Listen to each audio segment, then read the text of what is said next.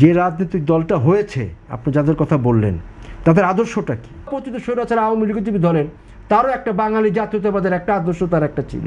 তারা অন্তর্বর্তীকালীন সরকারের আমলে, ইউনূস সাহেবের আমলে তারা সরকারের শেয়ার তারা গ্রহণ করছেন। এনসিপি নিয়ে অনেক আলোচনা, অনেক কথা, কেউ অনিয়ম করেছেন, কেউ দুর্নীতি করেছেন, কিংবা উপদেষ্টাদের অনিয়ম দুর্নীতি তদন্তে কথা হচ্ছে। সর্বশেষ যেটি হয়েছে, উগ্রবাদী সংগঠনে জড়িত সন্দেহে গ্রেফতারের পর এনসিপি থেকে বহিষ্কার হলেন আতাউল্লাহ শাহ। গাজীপুর মহানগরের নেতা ছিলেন তিনি। এনসিপির বিরুদ্ধে এত অভিযোগ, সর্বশেষ উগ্রবাদী সংগঠনের সঙ্গে যুক্ত থাকারও প্রমাণ মিলছে তাদের। এই বিষয়গুলো কি আসলে সরকারের পক্ষ থেকে বড় পরিসরে তদন্ত হওয়া উচিত কিনা, কিংবা তার সঙ্গে উগ্রবাদী সংগঠনের আরও কেউ যুক্ত আছে কিনা এনসিপির?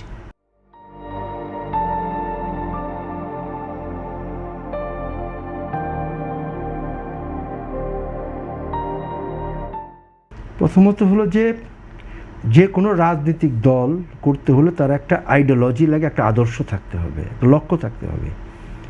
যে রাজনৈতিক দলটা হয়েছে, আপনি যাদের কথা বললেন, তাদের আদর্শটা কি, তাদের লক্ষ্যটা কি? লক্ষ্যহীনভাবে কিন্তু বা আদর্শহীনভাবে কিন্তু কোনো দল চলতে পারে না। এটা হলো ফার্স্ট। এখন এনসিপি তারা অন্তর্বর্তীকালীন সরকারের আমলে, ইউনূস সাহেবের আমলে তারা সরকারের শেয়ার তারা গ্রহণ করছেন।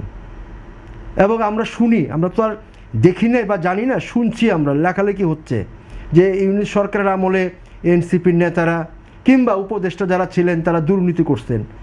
বর্তমান সরকারের উচিত সেই দুর্নীতির শ্বেতপত্রটা প্রকাশ করা এবং এই দুর্নীতির সাথে যারা জড়িত তাদেরকে আইনের আওতায় নিয়ে আসা, তাই না? সেই কাজটা তো বর্তমান সরকারের দায়িত্ব।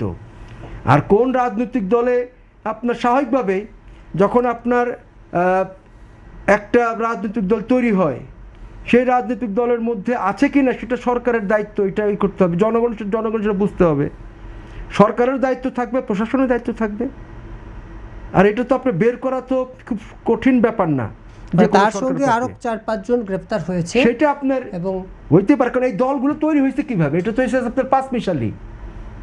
ধরেন আপনার বিএনপি, দুদু ভাই আছেন, বাংলাদেশি জাতীয়তাবাদী যে আদর্শ ধারা, সেই ধারায় তারা রাজনীতি করছেন।